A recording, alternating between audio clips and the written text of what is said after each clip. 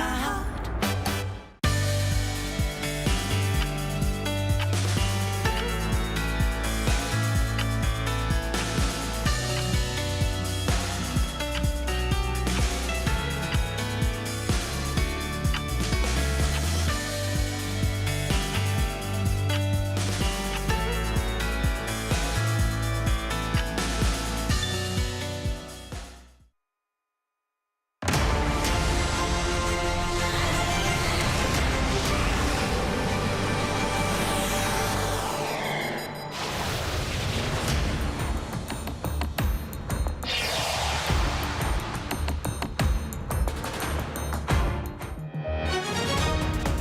Water and fuel supplies have been cut off in Gaza as civilians pay the price for the Israeli military retaliation to the Hamas attack.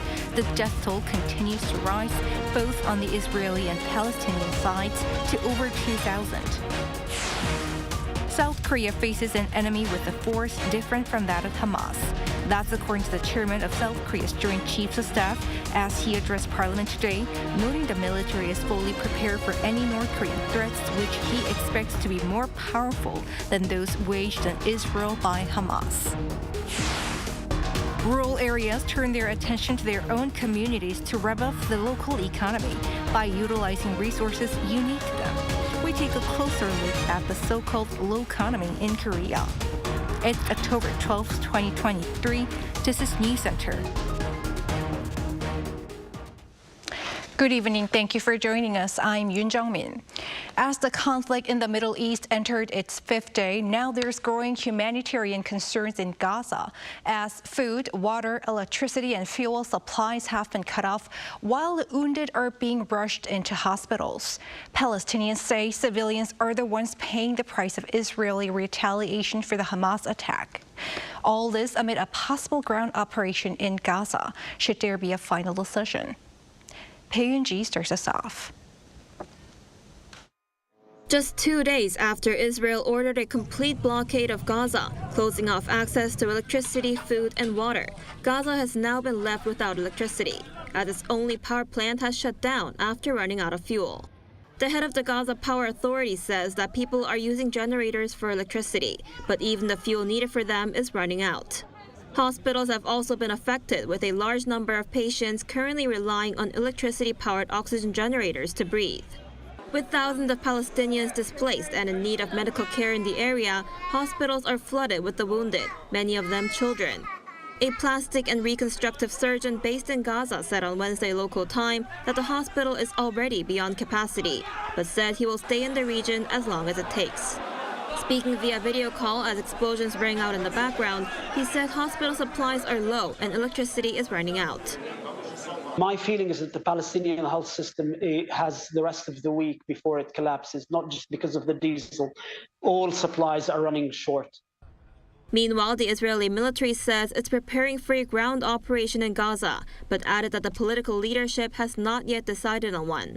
This comes as the country has called up some 360,000 army reservists and has threatened to destroy Hamas with all power, following the militant group's deadly attack over the weekend. While pledging to give more military assistance to Israel, U.S. President Joe Biden warned the nation to follow the rules of war. And there are rules of war. And I believe Israel is doing everything in its power to pull the country together, stay on the same page, and we're going to do everything in our power to make sure Israel succeed. As Israel's ground operation appears to be imminent, there are growing fears that this could risk the lives of more civilians. Arirang News. Amid growing humanitarian crisis in the Gaza Strip, the U.S. is looking to set up a safe corridor with other countries for ordinary Palestinians caught in the conflict. Lee Si-hu tells us more. The White House is having active discussions with Israel and Egypt to find a way for some civilians to leave Gaza through a potential corridor. Now, I know many of you have been asking about or expressing some interest in the idea of safe passage in Gaza for civilians. Let me just say right up front, we're actively discussing this with our Israeli and our Egyptian counterparts. The U.S. continues to support safe passage, Kirby highlighted during the White House briefing. We support safe passage for civilians. The civilians are not to blame for what Hamas has done. They didn't do anything wrong. I don't have an announcement to make today. I can't tell you a specific route or a corridor. I just want to make it clear that we are actively working on this with our Egyptian and our Israeli counterparts. The White House is also pushing for additional funding for Israel along with Ukraine and has been speaking with members of Congress. And it's critical, again, that we believe Congress sends a clear message to Putin, sends a clear message to the Israeli people that the United States continues to have their back. Kirby said the U.S. can support both countries for now in the immediate term with existing authorities and appropriations. Meanwhile, NBC reported on Wednesday that the Biden administration is preparing a supplemental funding request to submit to Congress that combines money for Israel, Ukraine, Taiwan, and U.S. border security. 이시후, Arirang News. On the economic front, the Israeli-Hamas conflict is adding more concerns on the global economy, especially in terms of high energy prices and inflation. While some say there's no immediate impact, others are concerned about the situation long term. Our Park Go-nu explains. Global economic uncertainties are stemming from the recent clash between Israel and the Palestinian militant group Hamas. In an interview with Bloomberg TV on Wednesday local time, Hita Gopinath, first deputy managing director of the IMF, said that broader conflict between Israel and Hamas could possibly threaten the global economy through inflation. Based on the IMF's modeling, she added if the conflict gets bigger and oil prices rise 10%, it would also cause inflation to go up about 0.4 of a percentage point 1 year later. But she also noted it's too early to predict exactly how broad the implications would be. Meanwhile, one expert noted how little of impact there has been so far on oil prices. The oil price, initially it went about 4% right after the incident, but it came down to the pre-conflict level. So the oil price so far is not the issue. So far, I would say that the incident, Hamas incident, has not had a significant effect upon Korea as well as on the global environment. However, another expert warned about what could happen to the Korean economy if the Israeli-Hamas war continues longer. If the war continues, global economic uncertainties will rise, leading to a deeper global recession, and this could negatively impact Korea's trading and the country's economy. The Bank of Korea recently announced that exports are projected to improve in the fourth quarter, but the Israeli-Hamas conflict could now hinder things in that regard. Also, following concerns about energy supply during winter, South Korea's second vice industry minister Kang Kyun-sung on Thursday met with gas company executives to discuss the issue. He told them that the government will cooperate with the gas industry to balance the supply and demand of gas, especially during winter. Park Go-nu, Arirang News. Back in this country, referring to North Korea, Seoul's head of the Joint Chief of Staff says South Korea faces an enemy with a force different from that of Hamas, noting it's fully prepared for any threats coming from the regime. Our defense correspondent, Choi Min-jung, reports. South Korea's military says that it is prepared to respond to North Korean threats, implying that they could be more powerful than those posed to Israel by the Palestinian militant group Hamas. Speaking at a parliamentary audit on Thursday, Joint Chiefs of Staff Chairman Kim Seung-yeom spoke about the war between Israel and Palestine. Our military confronts an enemy with a force different from that of Hamas. We are maintaining firm warfare capabilities that can immediately and strongly retaliate any provocation or invasion by the enemy until the end. The chief evaluated that the invasion by Hamas also implies that if North Korea starts a war in the future, it will do something similar to Hamas. The JCS explained that it would strengthen South Korea's three-axis defense system designed to track, detect, and eliminate an enemy's ballistic missiles and weapons of mass destruction. It also vowed to increase the extended deterrence capabilities of the Seoul-Washington alliance.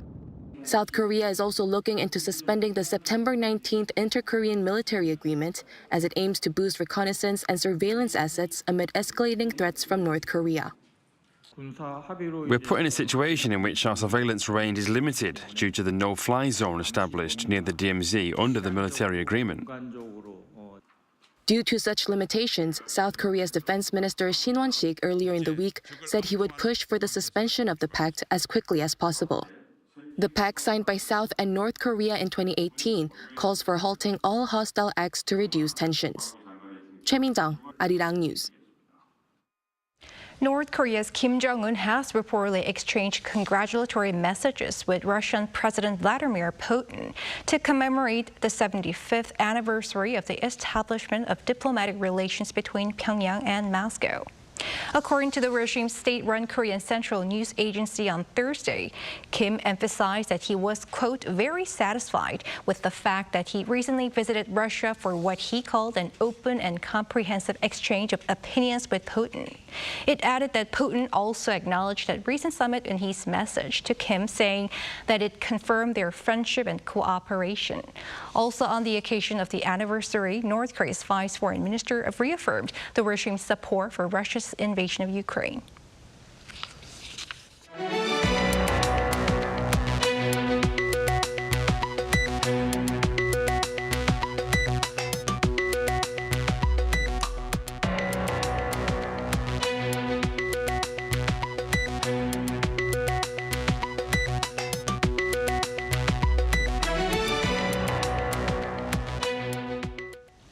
South Korea's national debt and the fiscal deficit as of August has already surpassed what the government had planned for the whole year.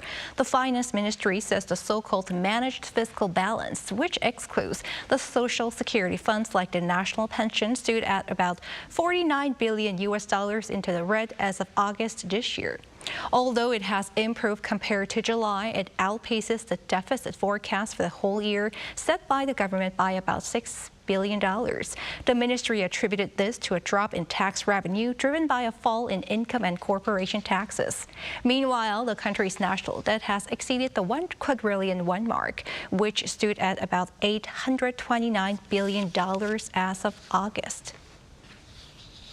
South Korea and Estonia agreed to pursue peace and security on the Korean Peninsula and in Ukraine and ramp up exchanges in the field of aviation. According to the presidential office, President Yoon met with his Estonian counterpart, Arirang, on Thursday in Seoul, where they held a bilateral summit and oversaw the signing of an agreement on aviation. Noting the active cooperation between the two countries in advanced IT fields such as cybersecurity and e-government, Yoon expressed the hope that they will work together more broadly in research and development and defense. Karis responded, Estonia hopes to work with Korea's world-leading defense industry and digital sector. Both leaders agreed to cooperate on working for peace in Ukraine, while expressing concern about military collaboration between Russia and North Korea, as they agreed on greater cooperation for peace and security on the Korean Peninsula. President Yoon, while paying his respects to the fallen soldiers who died in the critical Battle of Jangjin Reservoir during the Korean War, vowed to further strengthen South Korea's trilateral security cooperation with the United States and Japan. According to the top office, Yoon on Thursday attended the 8th memorial event honoring the U.S. 1st Marine Division, which led 30,000 United Nations troops against 120,000 Chinese soldiers marching the South in November 1950. 유엔군 약 17,000여 명, 중공군 약 48,000여 명의 사상자를 낸 것만 보아도 그 전투의 치열함을 잘 알 수 있습니다. 영하 40도가 넘는 추위와 험난한 지형, 겹겹이 쌓인 적들의 이 포위망을 돌파한 역사상 가장 성공적인 작전이었습니다. The president noted that suppressing the Chinese army's large-scale offensive enabled the so-called Hungnam evacuation, freeing some 100,000 civilians in the region. Yoon added that the alliance between Seoul and Washington is now stronger than ever, and that Seoul will respond even more resolutely to North Korea's provocations and nuclear missile threats, while strengthening trilateral security cooperation with Tokyo. Yoon said the South will contribute to freedom, peace, and prosperity around the world. The twin baby pandas that were born this July in South Korea finally got their names today after a public contest. Our Yoon introduces Lui Bao and Hui Bao. Everland, the country's largest theme park, has decided to name its twin baby pandas Lui Bao, meaning wise treasure, and Hui Bao, meaning shining treasure. Announced on Thursday, the names were chosen following a public contest, which took place from August 24th to October 6th. A brief media day event was held the same day, where Everland zookeepers introduced the twins in front of the cameras and some invited guests, capturing hearts as they made their entrance.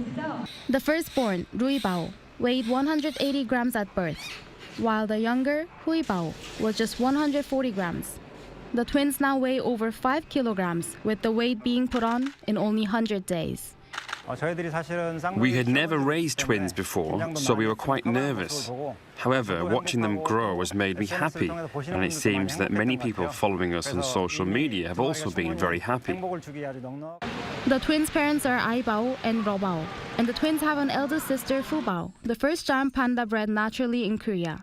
After the sensational birth of the twins, Everland ran the naming contest in which approximately 20,000 people participated, submitting more than 40,000 names. Out of the 10 finalists, 700,000 participants' votes finalized the 2 names, reflecting the popularity of the panda family. Considering that it is challenging for the mother Ai Bao to take care of both babies at the same time, the twins had to take turns being fed by Ai Bao and also being given formula milk. This is currently on a 10-day rotation. However, starting from around 4 months old, when they start walking steadily, they will both be cared for by their mother. They have now opened their eyes and are starting to grow their teeth. Once they start walking well, which is expected at around 4 months, they will return to their mother. And if they follow her well enough, they can be introduced to the public. Coming together on such a meaningful day, my children were very excited, and I also felt very happy today. Hopefully, the twins will have grown healthy enough to adapt to the external environment and be ready to meet the public next year.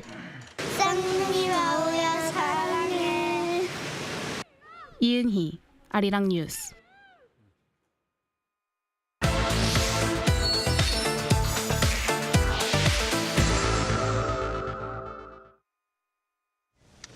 With population concerns, Korea is doing much it can to boost the local economies of cities and towns outside of the capital to prevent them from disappearing. As our economics correspondent Lee Soo-jin reports, one way to do that is through something called loconomy. She joins us in the studio to talk about it. Welcome, Soo-jin. Thank you for having me. So first, start us off. What is loconomy and why is it the choice to keep small towns alive in South Korea? So as you might guess, loconomy is a combination of the words local and economy. So it aims to stimulate local economies, especially in rural areas, through businesses and products that reflect characteristics unique to that region. And it's being seen as a way to help communities avoid extinction. Even places in Gyeonggi-do province, the only province that has seen its population increase over the past decade, are in danger of dying out. A report released earlier this year showed that 30 out of the 31 cities and counties in the province will be at high risk of extinction by 2067. And that particular designation is given to areas where the number of those aged 65 and above is more than 5 times that of women in their 20s and 30s. An expert said that stimulating the local economy by attracting visitors can prevent extinction. Let's take a listen to what he said.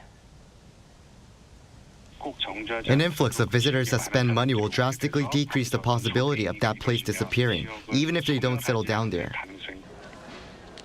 And the best way to draw visitors is loconomy, as it will help local businesses keeping the area alive. Here's what he said. The most important thing is to make sure that people living in the area want to stay there. Trying to directly increase the rural population is unrealistic as of now, so this is the most practical option.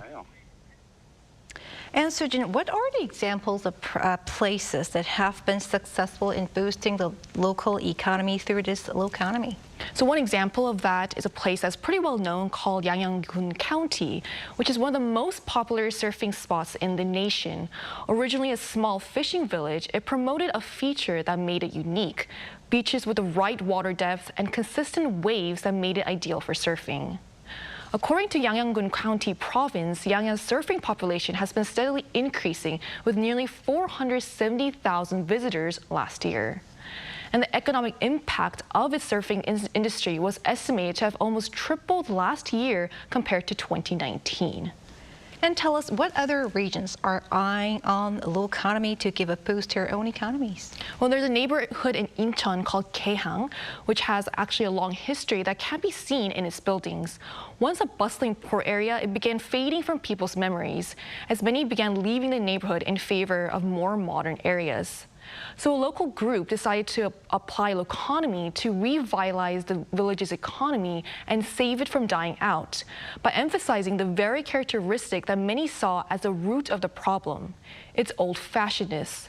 The head of the local group says that he believes that it's the area's old-fashionedness also reflected in the old corner shops scattered across the village that holds the key to the town's longevity.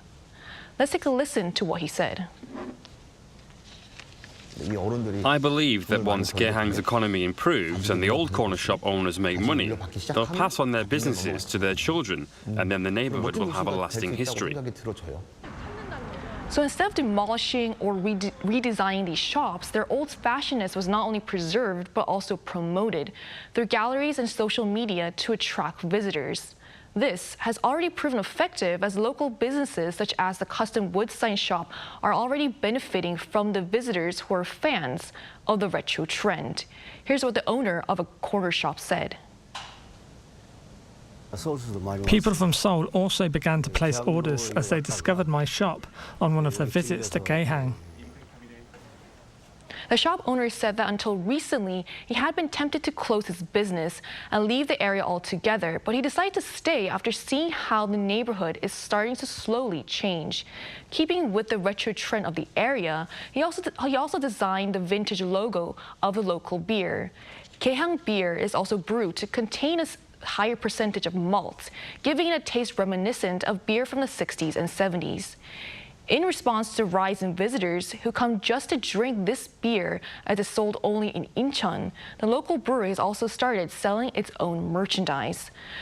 So while the locals are well aware that there is still much work to be done before Gaehang's economy reaches the level of places like Yangyang, both are a testament to show how loconomy is creating real economic value. All right, thank you for the report, Sujin. Thank you for having me.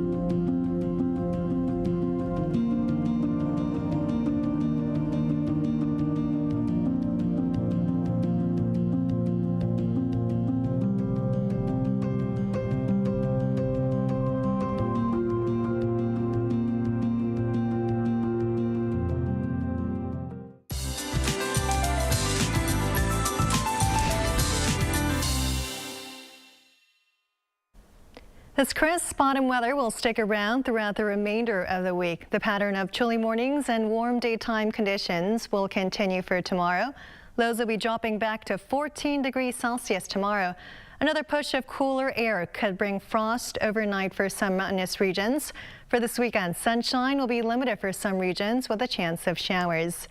Mountains are starting to change their colors. This year, the expected autumn foliage dates are later than usual due to daily temperatures in September and October that are slightly higher than average. Yesterday, Deoksan Mountain saw its first autumn colors. Autumn foliage will reach its peak around the end of October to early November. For the coastlines of Jeju Island and the East Coast, high waves are in the forecast. Waves may overtop nearby roadways, so for those near the area, please be extra careful. Partly cloudy skies will dominate for the morning hours. Temperatures will be ranging from 11 to 17 degrees nationwide. As for the daily highs, Seoul will get up to 22 degrees, Chuncheon 21, Daegu and Gyeongju will reach 23 degrees. Our next chance of rain will arrive this weekend with nationwide showers this coming Saturday. That's all for now, and here are the weather conditions around the world.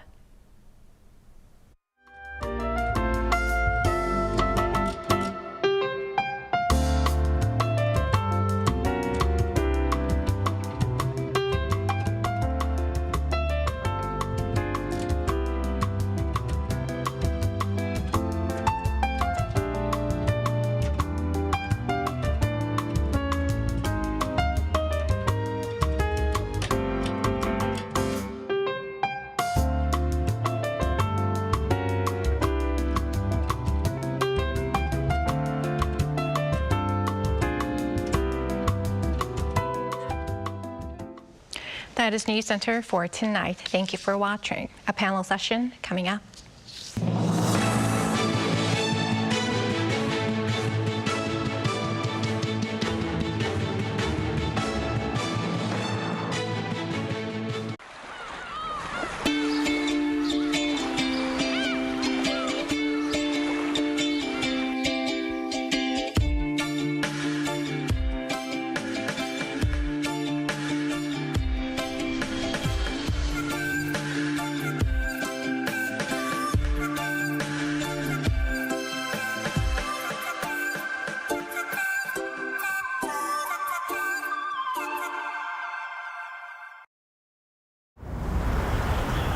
Welcome.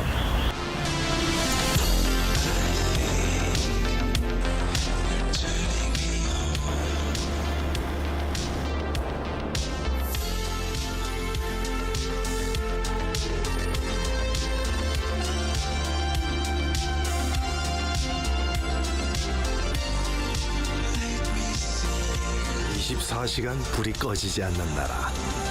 감당할 수 있겠니?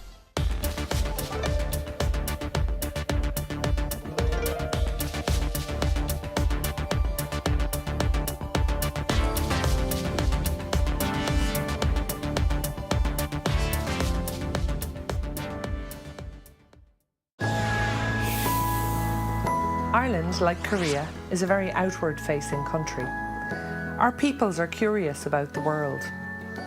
Like Irish people, it matters to Koreans that your story is told well, that people understand your values, your culture, your perspectives. Arirang plays a really important role in telling Korea's story to the world and to promoting the Korean brand.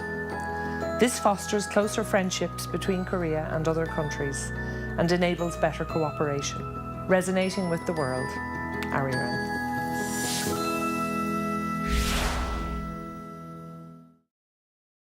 둘, 셋! 라이천! 안녕하세요, 오래오피입니다.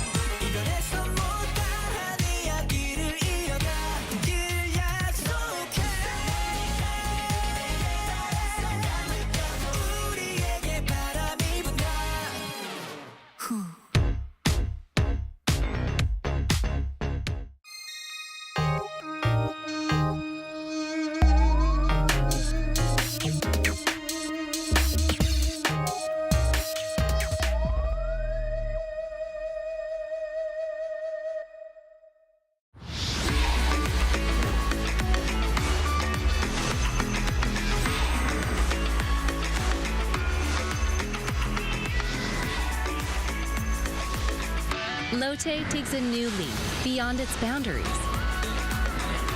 Our change will lead to better lives for all. New Lotte, the power of a better world. New today, better tomorrow. Lotte. 하나, 둘, 셋. Hey, Mr. Cupid, there's no way. Make sure you listen to what I say. I may be stupid or quite naive.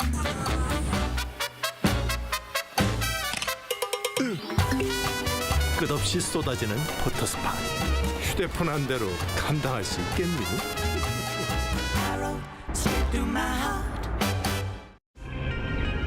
한국에 오면 먹어야죠.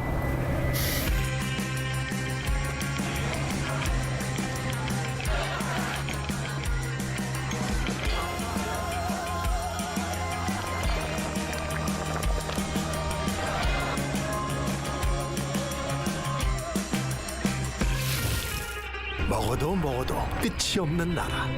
감당할 수 있겠니?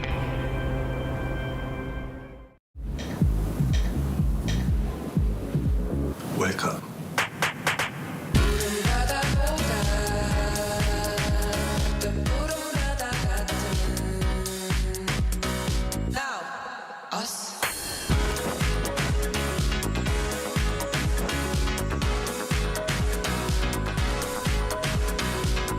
엄청난 에너지를 춤으로 뿜어내는 나라. 감당할 수 있겠니?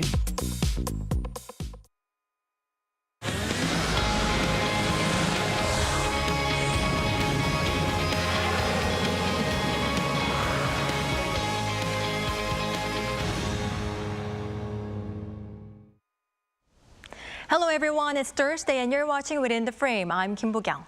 The Israel-Hamas conflict is in the Middle East, but there could be a ripple effect on countries on the other side of the globe, and South Korea is no exception. In terms of the economy, major companies such as Samsung and LG Electronics with headquarters in the region are closely monitoring how the conflict develops. Oil prices could jump if the war escalates, as the region accounts for almost a third of global supply. As money flocks to the safe haven of the dollar and gold, the won's depreciation could be exacerbated. Some say the ripple effect will be limited, albeit with some uncertainties.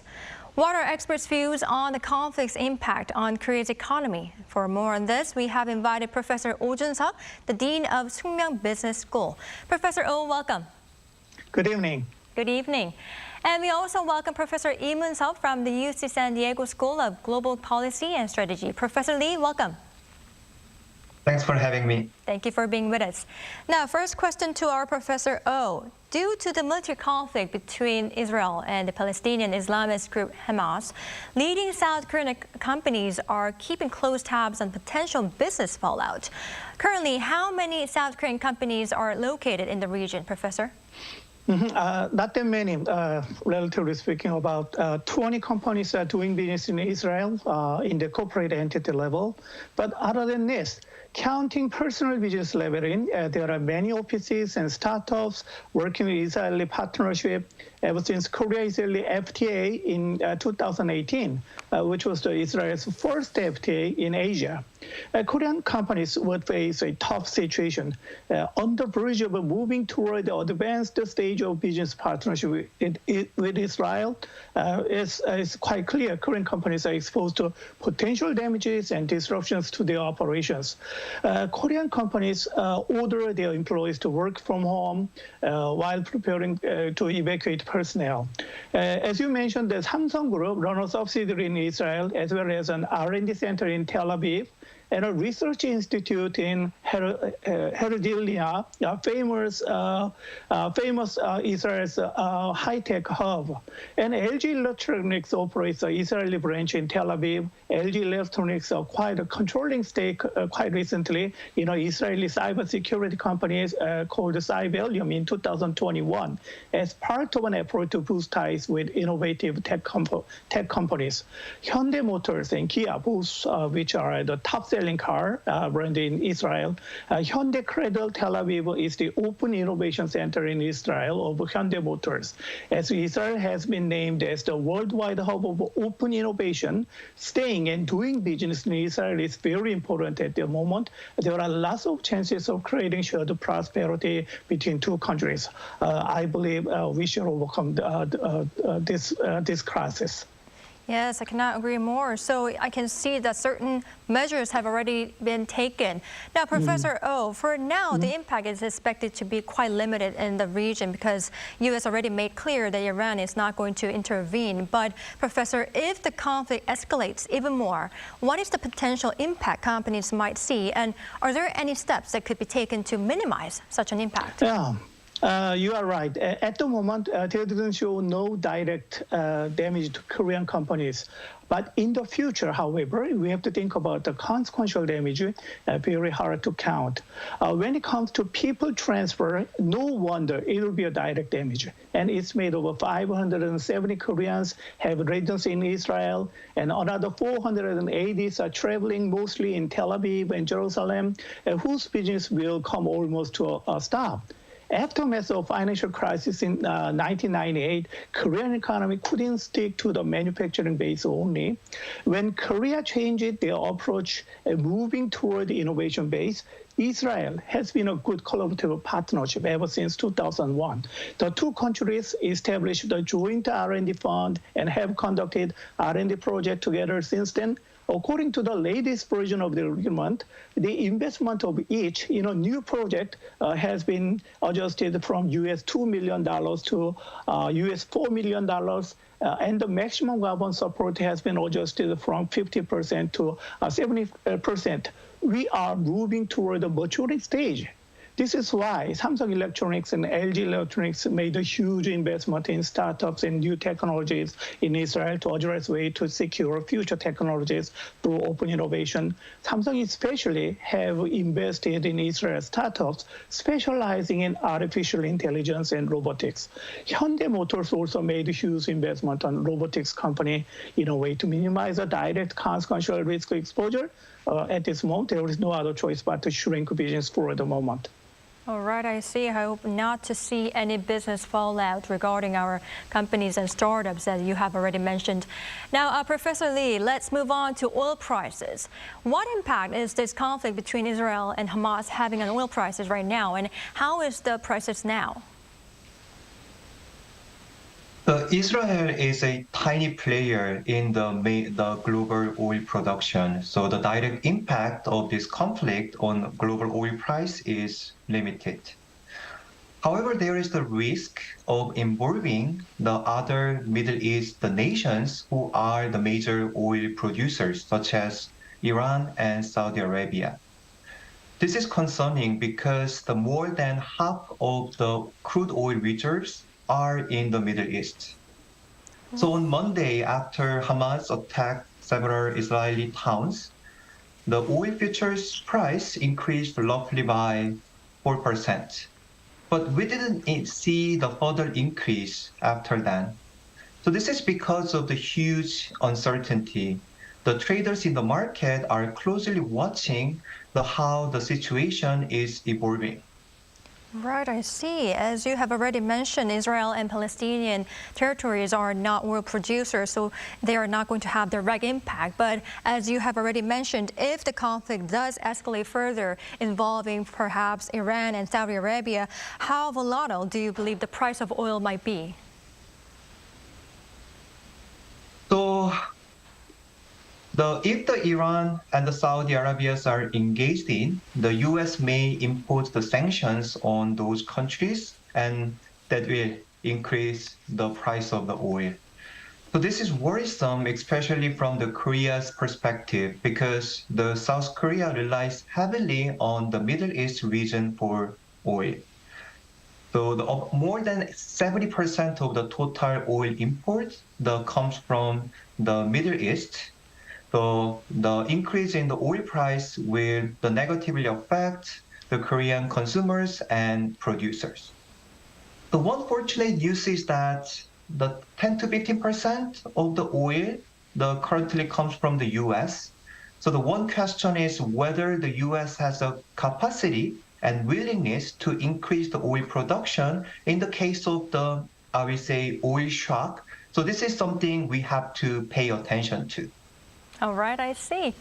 Now, Professor Oh, military conflict in this Middle East region has also affected the Fed's decision over interest rates. But before we get to that part, we need to first tap into whether inflation in the U.S. is being managed. So how has the CPI been there, and what can we expect ahead of new CPI data that will be released soon? To this question, Professor Lee would have updated information and atmosphere around the Fed and DC network. But what is clear is managing inflation might be very significant for the trajectory of the economy at this juncture. Before Hamas attack, it's generally expected that it shows inflation is cooling off.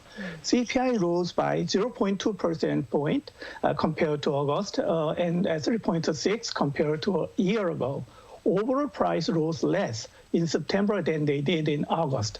Let's not forget that inflation had hit 40 years high in 2022, peaking at 9.1%. U.S. economy had to pay the price. The Federal Reserve raised interest rate quickly and sharply from March 2022 through this summer as it tried to get inflation under control. That doesn't mean prices are lower than they were. Instead, they are rising at a slower rate as for the upcoming CPI. Then what about interest rate going forward? The Fed left rates unchanged in September, saying there has been progress in its fight against inflation. It seems in wait-and-see mode now. I could see the same direction as the Fed's projection on the economy in the future. I'll say there is no guarantee inflation will continue to trend down. All right, I see. I'd like to ask our Professor Lee's opinion as well. Until even quite recently, Fed Chairman Jerome Powell said more hikes could be on the way. However, as the new outbreak of violence has become a major concern for the Fed as well, dovish words hinting at less urgency over rate hikes have surfaced. What worries do the Fed have? So the Fed has a dual mandate of maintaining price stability and achieving maximum employment. The labor market here in the U.S. is quite strong. The unemployment rate is quite low at 3.8%. So there is no reason for the Fed to decrease the rate. So then the remaining question is whether the Fed will increase the rate to curb down the inflation, as Professor O said, or to keep the current rate. So you're right. The dovish words has come to the surface, because the Fed needs time to assess the new information coming in. And for now, the Fed doesn't want to surprise the market. So the market's consensus is that the Fed is likely to keep the current rate from the 5.25% to 5.5% until the end of this year. And I expect the same direction as the market. All right, I see. Now, Professor O, we cannot leave out how stock market is seeing this situation.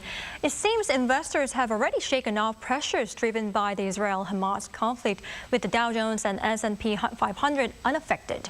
What is the outlook for stocks? Highly likely, when it's prolonged, it could be affected. In spite of the fact that market reaction remained muted, some industry watchers caution that several risks are yet to be fully priced in. Oil price jumped 4%, and global price have inched higher by a little over just 1% since the attack. Benchmark yields have dropped around 13 basis points to 4.6570%. Financial market moves not like a small boat on the ocean, and the southern Atlantic was not enough to send big waves into motion. It is, however, true market participants are not expecting this to be the end of the volatility. Yes, market believes Israel has room for a long conflict, which could sustain an extended war for 3 weeks and 4 weeks, over 1 or 2 months. But what if it becomes a longer conflict than expected?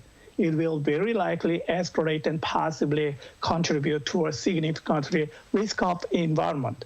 Under a risk-off environment, global investors flock to bonds and golds, as well as the selling stocks. Looming global issues would be the push for further military spending globally and for further drawdown in savings and higher interest rate eventually. It will ignite the vicious cycle of economy and business. All right, so it seems we'll have to wait and see how it goes. Now, Professor Lee, let's turn our eyes to Korean Peninsula and take a look at how the Korean economy is being affected by the conflict. First of all, there were worries that this conflict would affect the $1 exchange rate and make the won depreciation more serious. It has not shown significant volatility yet, but how do you see the situation regarding this $1 exchange rate?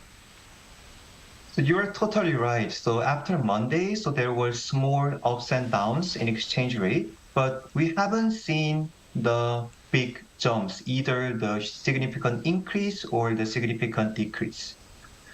So again, this comes from the huge uncertainty, as Professor O said. So both the monetary authority and the market participants are in so-called the wait and see mode. There are many factors that determines exchange rate. The one major factor determining the exchange rate, the US and the Korean won, there has been the gap in the policy rate between the US Fed and the Bank of Korea.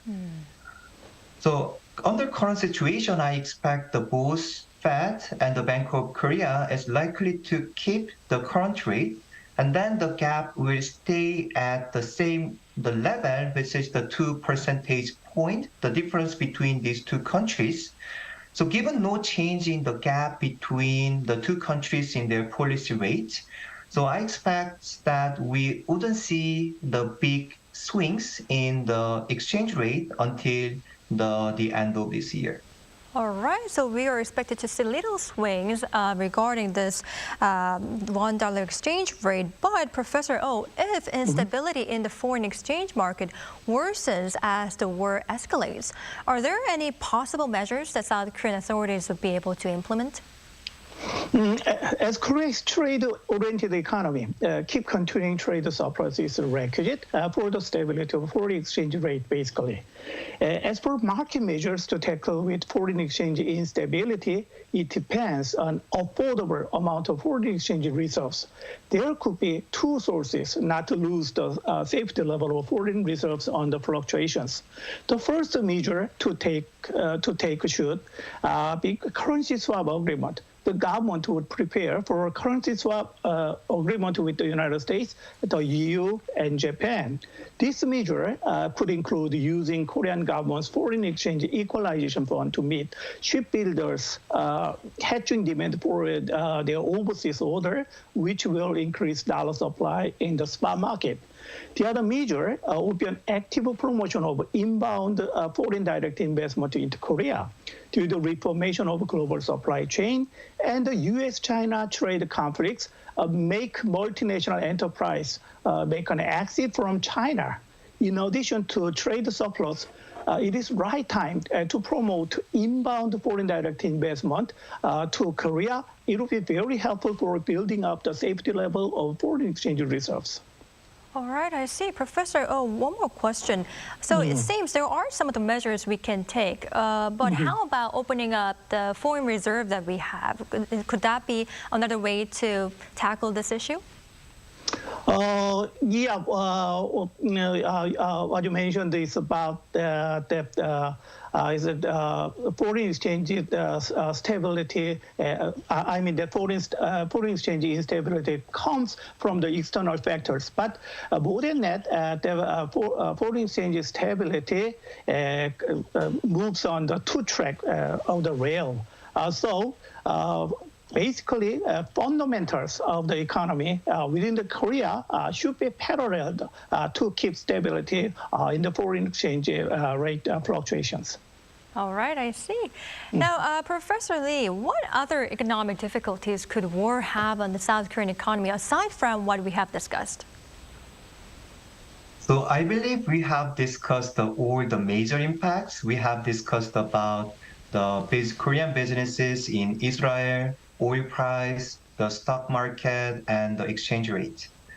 But one thing we haven't discussed so far is the impact on the Korean firms exporting toward the Middle East nations. The Middle East is not a major exporting destination. Only 3% of the total export goes to the Middle East. However, the Middle East nations are strategically important partners. The South Korea is relying too heavily on, say, the China and the US, so we want to diversify the exporting the destinations. So we may want to think about the way to support those exporters towards the Middle East who are likely to be negatively affected by this conflict, for them to keep them in business, and more importantly, for them not to lose the relations they have already built with the partners in the Middle East. That's something we have to think about together. Right. Professor Lee, I remember seeing a report that says many companies that are exporting to this Middle East region, many companies do not have insurance guaranteeing the kind of sales. Could that be a serious problem? So I'm not aware of the share of the companies having an insurance or not, but there is some tendency that some sectors are concentrated. So say the construction sector or the information, the sector, so those are the sectors heavily exporting to the Middle East. But again, the share itself is not big, so I wouldn't think this is the risky factor toward the sectors, but it will be the risky factor for the companies that relying heavily on the revenue coming from those countries. So if they don't have a sufficient insurance, it's the time for the government to intervene and provide the necessary temporary support. All right, I see. Now, Professor Oh, next week, the BOK is going to hold a rate-setting meeting. And inflation has not been contained well, with the consumer price for September having increased by 3.7% on year. However, as we have already mentioned, given the geopolitical difficulties the world is facing, the Bank of Korea might also freeze the rate.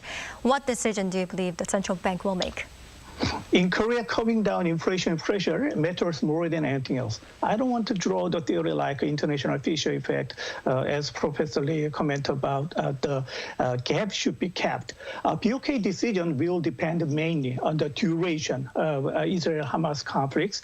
Over the top of Ukraine-Russia crisis, BOK will keep checking the changing numbers and data in the market.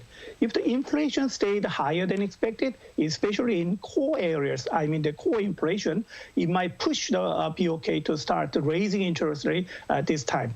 That will slow the economy further by making it more expensive for people and doing business to borrow money to the end of 2023. It will cast the talk forecast to the end of 2023. All right. Professor Lee, what's your opinion on this? I totally agree with Professor Oh's point. The most important economic indicator predicting the BOK's decision is inflation. But your original question was about the next week's meeting. Still, I expect that the BOK is likely to keep the current rate because the BOK didn't have a sufficient time yet to assess the new information coming in. And it will take several weeks or several months for us to know the involvement of other countries, say Iran, the Saudi Arabia, and the US. So it will take time. All right, I see. Well, we will have answers next week. All right, well, unfortunately, that's all the time we have for today's edition. Thank you, Professor Oh and Professor Lee, for your time and insights. We really appreciate it. Thank you for having me. Thank you. Thank you. All right, that's all for Within the Frame tonight. We'll be back tomorrow with more in-depth stories. Thank you for watching, and goodbye.